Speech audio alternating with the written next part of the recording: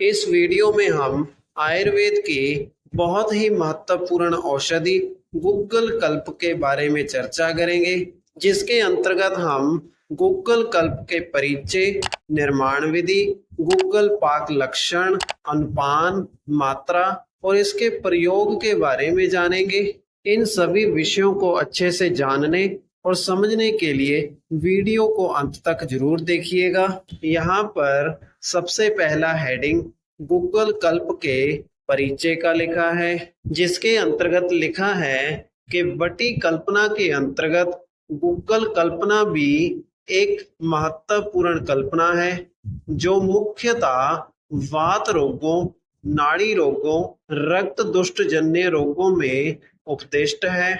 अधिकांश गुग्गल कल्पों में गुग्गल के साथ त्रिफला और प्रमुख घटक होते हैं।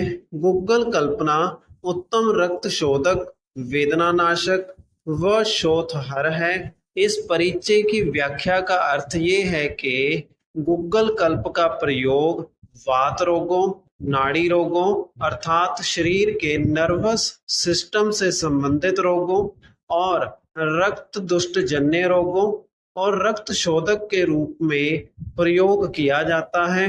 गुग्गल कल्प बनाते समय गुग्गल के साथ त्रिफला और इसके सहायक घटक द्रव्यों का प्रयोग किया जाता है।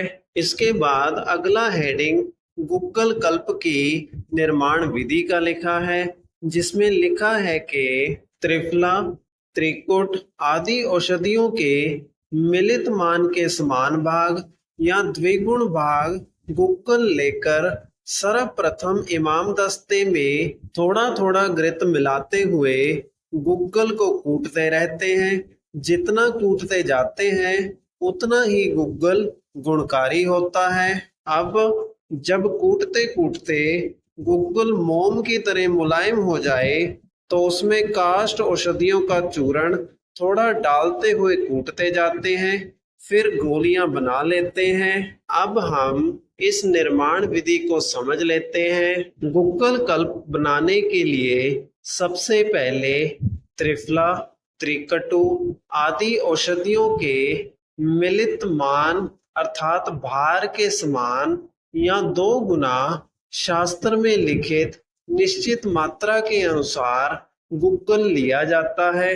इस गुग्गल को इमाम दस्ते में डालकर लगातार थोड़ा थोड़ा घी मिलाते हुए गुग्गल को कूटते रहते हैं। इस प्रकार से धीरे धीरे गुग्गल को जितना कूटा जाता है गुग्गल उतना ही गुणकारी हो जाता है।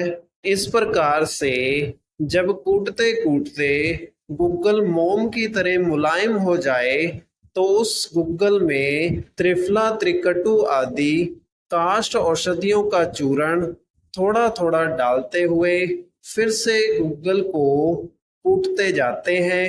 अंत में गुग्गल की गोलियां बनाकर सुरक्षित रख दी जाती हैं। इसके बाद अगला हेडिंग गुग्गल पाक लक्षण का लिखा है, जिसमें लिखा है कि गुग्गल पाक के निम्नलिखित लक्षण हैं। गुग्गल पाक के इन लक्षणों की सूची में सुखमर्दता, स्वर स्पर्शता, पक्व द्रव्य के गंध, वर्ण, रस से युक्तता, अंगुलियों की मुद्रा या चिन्ह उभरना, जल में डूब जाए, फैले नहीं। इसके बाद अगला हेडिंग गुग्गल कल्पना की मात्रा का लिखा है, जिसमें गुग्गल कल्प की वसम से रहित मात्रा 1 ग्राम है और गुग्गल कल्प की वसम सहित मात्रा 500 से 750 मिलीग्राम है। इसके बाद अगला हेडिंग गुग्गल कल्प के अनुपान का लिखा है, जिसके अनुसार गुग्गल कल्प का प्रयोग उष्ण जल, रासनादि क्वाथ, आरगवद आदि क्वाथ, गड़ूची क्वाथ, गौमूत्र और गोदुग्ध के साथ किया जा सकता है।